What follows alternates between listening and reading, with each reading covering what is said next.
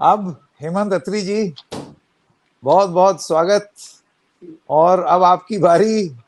ले लो की अपार सफलता के बाद द रेड माइक की ऑडियंस जो है वो इंतजार कर रही है हेमंत जी के अगले विश्लेषण को सुनने के लिए। तो मंच अब आपका है हेमंत जी। पहले पंजाब और उसके बाद हिमाचल और उसके बाद फिर जो भी आप बात करना चाहें। द फ्लोर देखिए इज योर्स। थैंक यू संकेत भाई, थैंक यू सौरभ भाई। एक तो जो सौरभ ने आज पंजाब की और हिमाचल की जो एक रखी पूरी पिक्चर ग्राउंड से, उससे मैं लगभग 100% से नहीं, उससे भी ज्यादा सहमत। उसमें कुछ इश्यूज रह गए क्योंकि पंजाब मैंने लंबे समय तक देखा है, तो कुछ इश्यूज में जोड़ना चाहूंगा उसमें बाद में। लेकिन ओवरऑल संकेत जी, जो ये फेस है 57 सीटों का, इसमें एक तो ममता के लिए टेस्ट केस है, क्योंकि वेस्ट बंगाल में जिन 9 सीटों पर चुनाव है, पिछली बार 9 की 9 तृणमूल की थी, जैसा बत्रा जी ने भी कहा। और उसके अलावा जो स्टेट टू वॉच फॉर है, वो इस बार उड़ीसा है। उड़ीसा के अंदर जो कुछ आपको दिख रहा है वो उतना साधारण नहीं। उड़ीसा में 6 सीटों पर चुनाव है और इसमें पिछली बार बीजेडी की 4 सीट थी। मुझे लगता है कि इस बार जो बीजेपी का जो ओवरऑल गेम प्लान है, हिमाचल और पंजाब पे भी हम आएंगे, इस बार सबसे important states to watch for जो है, वो एक तो आंध्र प्रदेश है, जहां पर टीडीपी के साथ उनका अलायंस हुआ है। उसमें कुछ जरूरत से ज्यादा भी उम्मीद बीजेपी कर रही है, जो उनका बनता भी है, क्योंकि उनका कुछ था नहीं वहां चंद्रबाबू नायडू के साथ। और उड़ीसा के अंदर जो 6 सीटें हैं, उनमें से 4 बीजेडी के पास ऑलरेडी है। लेकिन वहां पर भी मुझे लगता है कि बीजेपी इफेक्टिवली इंटरवेंशन की कोशिश कर रही है। एक तो 2 पॉइंट ये थे। अब अगर हम स्पेसिफिकली पंजाब की बात करें, पंजाब में बीजेपी ने जो टॉपिक चल रहा था, मैं उसी को थोड़ा सा एक्सटेंड करते हुए कहूंगा। पंजाब में बीजेपी के अंदर बीजेपी ने काफी मेहनत करने की कोशिश की पिछले 2 साल के अंदर।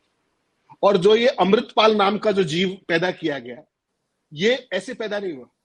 जो जो अपने सौरभ भाई कह रहे थे कि उसको पैदा किसने किया, उसको पैदा किया गया एक पॉलिटिकल वेस्टेड इंटरेस्ट में, जो 2 दलों को कहीं ना कहीं सूट करता था, दिस वे और दैट वे। और उसमें गोदी मीडिया ने बहुत बड़ी भूमिका निभाई, आप जानते हैं। मैं कोई दिन नहीं गया जब तक Amritpal was on A run, जिस दिन मैंने 7 से 8 शो गोदी मीडिया पे नहीं किए और उन सबको केवल ये बताने की कोशिश की कि आप ठीक नहीं कर रहे हो, जिस तरीके से आप उसको हीरो बना रहे हो और कर रहे हैं, वो पंजाब के लिए अच्छा नहीं है। और सौरभ भाई ने एक बड़ी अच्छी बात कही कि जो माताएं हैं, बहनें हैं, जो महिलाएं हैं, उनका जो अगर सबसे बड़ा कष्ट पंजाब के अंदर है तो वो ड्रग्स है। ना तो कांग्रेस ने अपने ऊपर वायदे पर खरी उतरी और ना आम आदमी पार्टी उस वायदे पर खरी उतर पा रही है, और ना वो कमिटमेंट दिखता है कि पंजाब की इस पीढ़ी को किस तरीके से नशे से बचाया जाए। अनअबेटेड स्मगलिंग ड्रग की from across the border, from with in the borders धुआंधार चल रही है। ये बहुत ही दुर्भाग्यपूर्ण बात है। संकेत भाई, पंजाब आप जानते हैं इस देश के सबसे संपन्न और धनाढ़ प्रदेशों में से एक था अप टू 90s। और उसके बाद जो उस पर नजर लगी, उसका हाल आज ये है कि वो 16वें नंबर पर चला गया है पर कैपिटा इनकम में। इतना बुरा हाल हुआ वहां पे। और यूथ का सारे यूथ बेचारे डोंकी रूट से जैसे भी जमीनें बेच करके जहां भी मौका मिल रहा है, चाहे कनाडा जाना पड़े, ऑस्ट्रेलिया जाना पड़े, ब्रिटेन जाना पड़े, बेचारे जो इतने प्रॉमिसिंग यूथ था, उसको डोंकी रूट का मोहताज कर दिया। उसका कुछ असर हरियाणा के भी बॉर्डरिंग स्टेट्स, बॉर्डरिंग एरियाज में देख रहे होंगे आप, सिरसा में, हिसार में, अपने कैथल में, कुरुक्षेत्र में। वो सारी की सारी चीज यहां भी आ गई है, नशा यहां भी आ गया है, क्योंकि वो असर आता है उसका। पंजाब के अंदर अगर आप बात करेंगे, पंजाब में बीजेपी ने 2 एक्सपेरिमेंट कोशिश की। 4 चौकोना मुकाबला है उसमें। पंजाब के अंदर चारों पार्टियां इंडिपेंडेंट लड़ रही हैं, चाहे वो कांग्रेस हो, आप हो, श्रोमणी अकाली दल हो, चाहे बीजेपी। बीजेपी का ट्रेडिशनली पंजाब में कुछ नहीं है। वो श्रोमणी अकाली दल की बैसाखियों पर राजनीति करती है। ये पिछली बार भी 2 सीट आई थी, इस बार वो बैसाखियां हट गई हैं, दोनों के अपने अपने कारण। पहले बीजेपी ने पंजाब में हिंदू सिख करने का भरपूर प्रयास किया अमृतपाल के जरिए। उसको जिस तरीके की मीडिया अटेंशन दी गई सारे गोदी मीडिया में, वो जब बात नहीं बनी और उस तरीके का पोलराइजेशन नहीं कर पाए, तो खेल दूसरा शुरू हुआ कि दूसरी पार्टियों से लोग तोड़ तोड़ के लाओ। सबकी अपनी दुखती रगे होती। कैप्टन अमरिंदर की अपनी थी, परनीत की अपनी थी, जाखड़ की अपनी थी, बादल की अपनी थी, मनप्रीत की बात कर रहा हूं। और ऐसे तमाम उन्होंने भानुमति का कुनबा जोड़ दिया, अपने एसएडी से भी जो जहां मिला, जो जैसे मिला। कांग्रेस का सिटिंग एमपी रवनीत बिट्टू हो, कोई और हो, तो बीजेपी के पास अपना तो कुछ था नहीं। तो ऐसा अवसर बीजेपी ने पोज तो ये किया इनिशियली कि हम अपने कार्डर को प्रमोट करेंगे और बड़े पैमाने पर चुनाव लड़ेंगे, हमारा वोट शेयर बढ़ेगा और आगे की इन्वेस्टमेंट होगी। लेकिन जैसे ही चुनाव आए, सुनील जाखड़ टाइप जो लोग थे, इनको पता था कि तुम्हारी हैसियत क्या है। सबको, कैप्टन अमरिंदर ने भी अपनी वाइफ का हाल देख लिया कि गांव में घुसने नहीं दिया गया, वो डेरों में घूम घूम के वोट मांग रही थी। और डेरों में वोट किसकी होती है वो भी आपको पता है। जब आप एमपी चुनते हैं तो आप जनता के एमपी होते हैं, विधायक आप जनता के होते हैं, डेरों के एमपी नहीं होते। तो जनता ने आपको एक्सेप्ट किया, बहुत अच्छी बात है। नहीं किया तो आपको एफर्ट करना चाहिए अपने हिसाब से। लेकिन बीजेपी के कैंडिडेट्स का जो हशर हुआ है पंजाब के अंदर, वो कुछ कह रहा है। और वो ये कह रहा है कि उन्होंने पिछले 10 साल में भी मोदी की राजनीति को एक्सेप्ट नहीं किया और इस बार भी नहीं करने वाले वो। और जो ये कट्टरवाद की बात कही, बत्रा साहब ने शायद कही, उस कट्टरवाद में जो किसान है उनकी मजबूरी देखिए। उनकी जोत कम हो गई है, एरिया कम हो गया है। एक, रोजगार के साधन बिल्कुल खत्म हो गए हैं, बाहर की इन्वेस्टमेंट आ नहीं रही है, फैक्ट्रियां लग नहीं रही हैं, फूड प्रोसेसिंग के कोई बड़े बड़े जो स्कोप वो कुछ नहीं हुआ, कोऑपरेटिव मूवमेंट का बेड़ा गर्क है। मतलब कुछ भी फॉरवर्ड लुकिंग नहीं है, कुछ भी प्रोग्रेसिव नहीं है।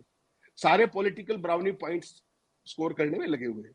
किसानी का जो संकट है, आज आप बताइए, आपके बच्चे नशे में लिप्त हो गए, क्यों? क्योंकि उनको रोजगार नहीं मिला। मैं कहता हूं कि ये जो नशा है संकेत भाई, ये केवल एक पॉलिटिकल इशू नहीं है, ये एक एडमिनिस्ट्रेटिव इशू भी नहीं है, ये एक सोशियो इकोनॉमिक इशू है। अगर आप किसी बच्चे को जो क्वालिफाइड है उसको शिक्षा का मौका देंगे, उसको रोजगार की अपॉर्चुनिटी देंगे, क्यों तो वो डोंकी रूट से जाएगा, क्यों वो नशे की लत में पड़ेगा। और पंजाब का तो जो यूथ है वो सबसे मेहनतकश है, आप देखते ही हो बाहर जाके जिस तरह का उन्होंने अपनाव किया है। तो हर मोर्चे पर सोशियो इकोनॉमिक स्टेटस में, चाहे वो श्रोमणी अकाली दल थी, चाहे बीजेपी थी, चाहे सॉरी श्रोमणी अकाली दल बीजेपी थी, कांग्रेस थी या Aam Aadmi Party, they all are a miserable failure as far as I see Punjab के अंदर। तो पंजाब में जो जो सौरभ भाई ने कहा ना कि जो कट्टरपंथ को ग्रूम करने में सारे दलों का हाथ है, कोई भी अपनी पल्ला नहीं झाड़ सकता उससे। और ये सबसे दुर्भाग्यपूर्ण है कि देश के जो सबसे बहादुर लोग हैं बॉर्डरिंग स्टेट के, उनके साथ इस तरह का व्यवहार किया जा रहा है। ये बहुत अनफॉर्चुनेट है। इस चुनाव के अंदर बीजेपी का मुझे कोई बहुत स्कोप नहीं दिखाई देता है। इस चुनाव के अंदर मुझे श्रोमणी अकाली दल का भी 1-2 सीटों को छोड़ के बहुत स्कोप नहीं दिखाई देता है। इस चुनाव में टक्कर होगी कांग्रेस पार्टी और आम आदमी पार्टी की, पंजाब का जहां तक सवाल है। और वहां पर भी, क्योंकि जैसा कह रहे थे, आम आदमी पार्टी के प्रति भी डिसएंचेंटमेंट शुरू हो गई है, क्योंकि पंजाब के लोगों ने बहुत उम्मीदों के साथ वोट दिया था उनको। इतना मैसिव मैंडेट पंजाब में कभी आया ही नहीं था। तो वो उम्मीदें कहीं ना कहीं धराशायी होती जा रही है, पंजाब का जहां तक सवाल है। हिमाचल की आप बात करेंगे, हिमाचल में मैं ये मान रहा हूं कि 2 सीट कम से कम कांग्रेस पार्टी को आ रही है, शिमला और क्या नाम है मंडी का हम कुछ भी कहते रहे, मंडी में वीरभद्र के बेटे को हरा पड़ा इनके बस की बात नहीं है। जो 2014 में आजाद हुए, जिन्होंने फिल्म नहीं बनाई होती तो झांसी की रानी को भी शायद कोई नहीं जानता, प्रधानमंत्री के शब्दों में अगर हम बात करें तो शुक्र है इन्होंने फिल्म बनाई तो झांसी की रानी को लोग जान गए। तो पंजाब, जो हिमाचल प्रदेश के अंदर स्थिति है, आनंद शर्मा तो राज्यसभा के जीव है, उनको तो लोकसभा से कोई बहुत लंबा चौड़ा वास्ता रहा नहीं कभी, लेकिन वो G23 में थे और कहीं थे। और मुझे लगता है कि उनकी बजाय अगर कांग्रेस पार्टी आशा कुमारी को टिकट देती, चंबा की जो महारानी थी और वहां की पूर्व शिक्षा मंत्री है, 6 बार की एमएलए है, तो मुझे लगता है वो ज्यादा बेहतर काल होती, क्योंकि उनका कनेक्ट है उस एरिया के अंदर। चंबा की महारानी भी रही है वो, चंबा रियासत थी पहले, लेकिन वहां आनंद शर्मा को दे दिया गया कांगड़ा में। लेकिन शिमला और क्या नाम है इसका अपना मंडी, ये मैं 100% कांग्रेस की तरफ झुकाव है। चुनाव किस तरफ जाएगा वो देखना है। बाकी जो हमीरपुर की सीट डॉक्टर बत्रा कह रहे थे, हमीरपुर की सीट में अनुराग ठाकुर का कोई धोखा नहीं, he is winning it very comfortably. और डिस्पाइट कि सीएम और डिप्टी सीएम दोनों वहीं से हैं, ये बड़ा इंटरेस्टिंग है।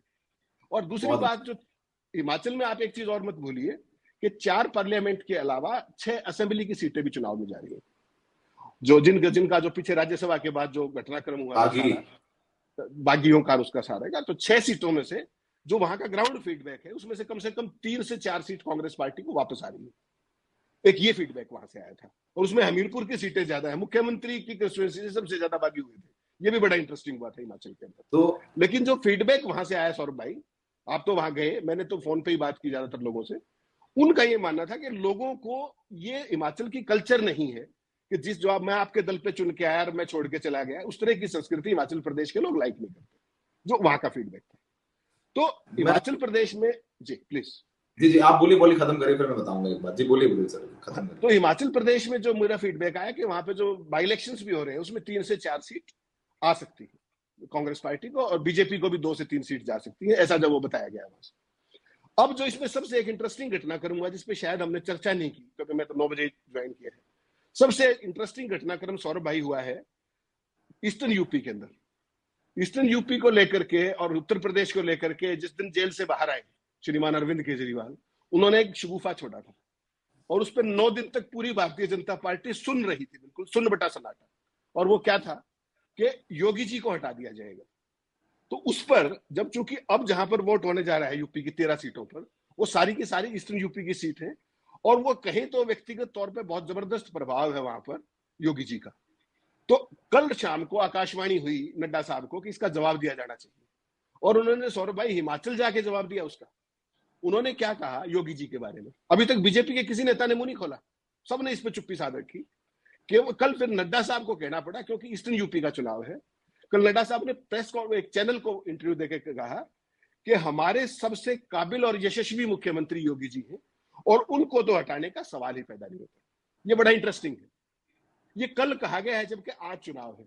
इसका मतलब बड़ा साफ है जी।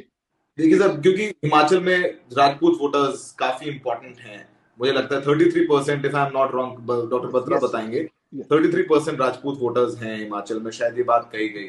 तो मुझे लगता है सर, अत्रि सर, जो आपने बोला ईस्ट यूपी के बारे में, ईस्ट यूपी में मुझे लगता है कि ठाकुरों से ज्यादा डोमिनेट करती है पिछड़ी कास्ट। जैसे कि डॉक्टर बत्रा ने बताया था, चाहे वो राजभर हो, चाहे वो नोनिया राजपूत हो, चाहे वो निषाद हो, मल्ला, बींद हो, ये सब सारी जातियां ज्यादा डोमिनेट करती हैं। डिपेंड करता है, सीट टू सीट डिपेंड करता है सौरभ। बट हाँ, एक बेल्ट में ब्राह्मण ठाकुर का कॉन्टेस्ट रहता है और एक बेल्ट में जो आप कह रहे हैं वो ये ईबीसीज अक्रॉस द स्टेट डोमिनेंट है। बट पॉलिटिकल कॉन्टेस्ट कुछ सीटों में ब्राह्मण ठाकुर रहता है और कुछ सीटों में फिर ये ईबीसीज खुद ही इलेक्शन में उतर आते हैं, चाहे वो राजभर हो, चाहे वो बिंद हो, चाहे जैसे वो घोसी में था जब दारा सिंह चौहान उतर आए थे। तो जी हार गए थे। किशोर भाई, मैं जो कंक्लूड कर रहा था, वो जो ओवरऑल सिनेरियो बना है इस बार इस फेज में खास तौर पे, ये बड़ा इंटरेस्टिंग है। 57 सीटों में से अगर आप बात करेंगे, पिछली बार एनडीए के पास 32 थी और उसमें से अकेले बीजेपी के पास 25 थी, कांग्रेस के पास 8 सीट थी और वो 8 की 8 पंजाब में थी। इस बार क्या पंजाब में कांग्रेस इतने जबरदस्त मोदी विरोध की लहर पंजाब के अंदर आपने भी देखा होगा, और वो किसान कानूनों के कारण और तमाम कारणों के, मोदी को 2014 में भी पंजाब ने एक्सेप्ट नहीं किया, 2019 में भी एक्सेप्ट नहीं किया, और इस बार तो एक्सेप्ट करने का सवाल ही नहीं होता। जिस तरीके से किसानों के रास्ते में बॉर्डर्स और किले लगाई गई, और आज भी आपने बॉर्डर पे देखा होगा, सिंधु बॉर्डर पे अंबाला में जिस तरीके से किसान महिलाओं से 48 डिग्री टेम्परेचर के अंदर बैठे हुए, तो उन्होंने उसका बदला कि तुम हमें दिल्ली नहीं आने देते। उनके प्रत्याशियों को कांग्रेस, हालांकि रवनीत बिट्टू जैसे को आपने देखा होगा, जो कांग्रेस के थे, राहुल गांधी से बात कराते थे घायलों की, आज वो बीजेपी में चले गए तो लोगों ने उनको दौड़ा लिया, गांव में घुसने नहीं दिया। आपने वो सीन भी देखे होंगे। इसमें हेमंत सर एक बात मैं आपसे पूछना चाहूंगा, क्योंकि एक फिनोमिनन जो समझ में आ रहा था कि एक जो स्ट्रेटेजी बीजेपी ने इस्तेमाल की वो थी जट सिख वर्सेस दलित सिख को पोलराइज करने की, तो वो कुछ किस हद तक आपको सक्सेसफुल होती नजर आई? बिकॉज ट्रेडिशनली हमने देखा है कि जट सिख पहले अकाली दल और फिर आम आदमी पार्टी के वोटर बने, जबकि दलित सिख या जो हिंदू दलित वो कांग्रेस के पीछे ज्यादा लामबंद हो रहे थे। तो इस बार बीजेपी ने कोशिश करी कि दलित सिख को अपनी तरफ लाया जाए, बिकॉज जट सिख जो आपने कहा वो किसान आंदोलन के उनके खिलाफ सामने खड़े हो रहे हैं। तो आपको लगता है वो काम किया है जमीन पर? Doctor Batra, this is very very interesting question, और यही पंजाब का भविष्य डिसाइड करेगा। This is the same question that we were discussing about Haryana. The issue is not that. Issue is not about Jat Sikh or Dalit Sikhs. It's about peasantry. If it is about peasantry at large, क्योंकि अगर गांव के अंदर आप देखेंगे तो कोई भी सिख हो, दलित सिख, चाहे वो दलित सिख हो चाहे जट सिख हो, उनका जो मेन जो काम है, जो कारोबार है, जो भी उनका गुजारे का जो साधन है, वो जमीन है। चाहे वो एग्रीकल्चर लेबर के तौर पे है, चाहे वो एग्रीकल्चरिस्ट है, चाहे वो स्मॉल फार्मर है, उस सारे के अंदर अगर आप देखेंगे तो वहां पर वो सारे एक हो जाते हैं। आपने बॉर्डर्स पर भी देखा होगा, बॉर्डर्स पर केवल लेकिन सॉरी सौरभ एंड संकेत, मैं आपसे ये राइट ले रहा हूँ सवाल पूछने का, बट हेमंत सर एक और सवाल प्लीज कैरी ऑन। कि ये तो उत्तर प्रदेश में भी ये तो उत्तर प्रदेश में भी था कि Yadav land owning peasant community थी, लेकिन जो ईबीसी कम्युनिटीज थी जो लैंड में काम करते थे, तो बीजेपी ने कहीं ना कहीं सक्सेसफुली लैंड ओनिंग ओबीसीज को सेग्रीगेट किया लैंडलेस ईबीसी से, और उस लैंडलेस ईबीसी को पोलराइज किया अपनी तरफ। तो ये आइडेंटिटी पेजेंट्री की आपको लगता है किसान आंदोलन की वजह से कास्ट डिवाइड को या लैंडलेस वर्सेस लैंडेड को ओवरकम कर रही है, या ये वाला वेज पंजाब में भी है एग्जिस्टेंट? डॉक्टर साहब, इसमें आपको ये देखना पड़ेगा कि हरियाणा पंजाब को हम यूपी से कंपेयर नहीं कर सकते। यूपी के कारण दूसरे हैं। यूपी में आपने देखा होगा कि जब टेनी के बेटे ने गाड़ी चढ़ा दी, उसके बाद भी जब विधानसभा का परिणाम आया पिछली बार से बेहतर आया। देखना पड़ेगा आपको ये। वहां के कारण कुछ और है। एक तो कास्ट रिडन सोसाइटी तो अपनी जगह है, उसके अलावा जो सबसे इंटरेस्टिंग चीज है, वहां योगी और मोदी एक एडिशनल फैक्टर है, एक दूसरे को वो करते हैं, बढ़ाते हैं। और योगी का जो शासन है, बुलडोजर है, एंटी मुस्लिम सेंटीमेंट है, वो कहीं ना कहीं बीजेपी बहुत अच्छे से एनकेश करती है in their own unique way, which you और मी और may not agree, that is a different question. Haryana Punjab की जो ये स्थिति है यहाँ बिल्कुल दूसरी है। राजस्थान को भी आप उसमें पार्टली ले सकते हैं। तो उत्तर प्रदेश का जो वेस्टर्न यूपी का खासतौर पे आप देखेंगे, और इस बार वेस्टर्न यूपी का चुनाव भी आप बड़ा इंटरेस्टिंग पाएंगे। 2-3 सीटों पे सौरभ भाई ज्यादा बताएंगे। वेस्टर्न यूपी में जहां पर अपने चरण सिंह के जो सुपुत्र हैं, उनका भी जो हाल होने वाला है बीजेपी के साथ मिलकर के, वो भी देखना बड़ा इंटरेस्टिंग होगा। वो कारण अलग अलग समय पे अलग अलग बदलते गए हैं, लेकिन पंजाब और हरियाणा की स्थिति डॉक्टर साहब इसलिए डिफरेंट है क्योंकि पीजेंट्री वर्सेस अदर्स होता है क्या, या जैसा आपने कहा, वो इंटरेस्टिंग बात यही देखने की होगी। जैसे हरियाणा में हम उस दिन बात कर रहे थे कि सारे किसान हो गए हैं या जाट रह गए हैं। कुछ जो जाट रह गए हैं तो परिणाम दूसरा है, और अगर वो सारे किसान हो गए हैं तो परिणाम दूसरा है। Same applies with Punjab also. अगर जट सिख और दलित सिख की आप बात करेंगे तो मैंने तो जो बॉर्डर्स पे काफी नजदीक जाकर के देखा था, वहां पर वो डिवाइड नहीं था, देवर ऑल वन। और ये शंभू बॉर्डर पर अपने सौरभ भाई उधर जाके आए हैं, वहां की लेटेस्ट रिपोर्ट ये भी बता सकते हैं, क्योंकि मैं उस तरफ नहीं गया हूं अभी। वहां आज भी आप देख सकते हैं महिलाएं उतनी ही संख्या में, और सारे किसान भी उतनी संख्या में, और उनकी पीड़ा केवल इतनी है कि प्रधानमंत्री ने हमें अपने लीगल अधिकार से, हम दिल्ली में आके अपनी बात रखना चाहते थे, हमें दिल्ली में घुसने नहीं दिया, अब तुम घुस के दिखाओ। और एक कंक्लूडिंग रिमार्क्स अपने संकेत भाई, जो आप हमेशा मुझसे कहते हैं, जो सबसे इंटरेस्टिंग चुनाव इस फेस के अंदर, नाम तो देखो बहुत बड़े बड़े हैं, मोदी जी का चुनाव है इसमें, अनुराग ठाकुर का भी चुनाव है इसमें, हरसिमरत का चुनाव है इसमें, चन्नी का चुनाव है इसमें, अभिषेक बनर्जी का चुनाव है इस फेस के अंदर, लेकिन मीडिया के लिए कंगना रनावत का चुनाव है। सारे पहुंचे हुए भाई अपने अपने कैमरे और तामझाम लेकर के। तो कंगना रनावत का कल एक चल रहा था, आपने देखा होगा कि मैं भी जाऊंगी कन्याकुमारी। तो वोटिंग आज शुरू हुई है। जहां तक जो ग्रास रूट का फीडबैक है, हिमाचल के लोग और खासतौर पर वीरभद्र की जो लीगेसी है, जो उनके बेटे आज कैरी कर रहे हैं, मुझे लगता है कि कंगना रनावत की तो जो कन्याकुमारी भेजने की तैयारी आज शाम तक कंप्लीट हो जाएगी, कल से वो इजीली जा सकती है, ऐसा मेरा मानना है। वहां पर 100% वीरभद्र का जो बेटा है चुनाव जीत रहा है, उसमें कहीं कोई परेशानी नहीं। अब ये अत्री जी का विश्लेषण है। हेमंत सर की इस बात से मैं अग्री नहीं करता हूं। मैं चूंकि उस सीट पर गया हूं, मैं कंगना रनौत से ज्यादा फैक्टर मानता हूं प्रधानमंत्री मोदी को। वहां पर कंगना रनौत के साथ साथ चुनाव लड़ रहे हैं प्रधानमंत्री मोदी। मैं 100% तो नहीं कह सकता हूं, लेकिन बड़ा इंटरेस्टिंग है। एक बत्रा साहब आपके लिए मेरे से व्हाट्सएप पे किसी ने सवाल पूछा है, सीनियर अधिकारी है, पुलिस अधिकारी हैं उत्तर प्रदेश के, उन्होंने बोला है कि सलेमपुर सीट के बारे में बात होना चाहिए। तो अगर आप थोड़ा सा सलेमपुर सीट के बारे में बता दें वहां से। एक सेकंड में कंप्लीट हूं। हिमाचल में आप घूम के आए, बड़ी अच्छी बात है, सारा आपने देखा, और आपका विश्लेषण भी सही हो सकता है, लेकिन मैं ये बता रहा हूं, मोदी चले जाए चाहे कोई भी चले जाए, वहां पर दो ही फैक्टर काम कर रहे हैं। एक यूथ जो सीधा सीधा जुड़ा हुआ है, नंबर 1। नंबर 2, जो अग्निपथ स्कीम है, अग्निवीर सब स्कीम जो है, वो बीजेपी को it is hurting where it hurts as far as Himachal Pradesh is concern.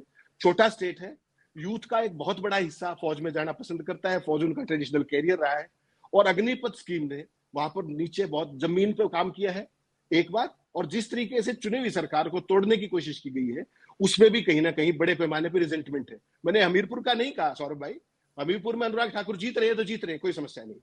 अगर आनंद शर्मा हार रहे हैं तो हार रहे हैं, लेकिन जो मंडी सीट है, मंडी सीट इन सारे कारणों के बावजूद, जैसा आपने जिक्र किया था, प्रतिभा सिंह तब भी जीती थी जब बीजेपी की सरकार थी, और वहीं से कांग्रेस पार्टी की सरकार बनने की भूमिका बनी। क्योंकि आपको पता है हिमाचल में 68 असेंबली सीट है और एक पार्लियामेंट में 17 असेंबली होती है, तो 17 में से 12 सीटें जीती थी वो प्रतिभा सिंह, अगर आपको याद हो, बाई इलेक्शन में भी विद नैरो मार्जिन। लेकिन उन्होंने एक रास्ता तय करके दिखाया कि यहां से अब कांग्रेस की सरकार की भूमिका बनी थी। तो मुझे लगता है कि मंडी सीट पर बहुत निश्चित तौर पर इंटरेस्टिंग चुनाव है। देखिए, इसीलिए इसको इंटरेस्टिंग फाइट कहा जा रहा है, इसीलिए मतलब वो लोगों का अपना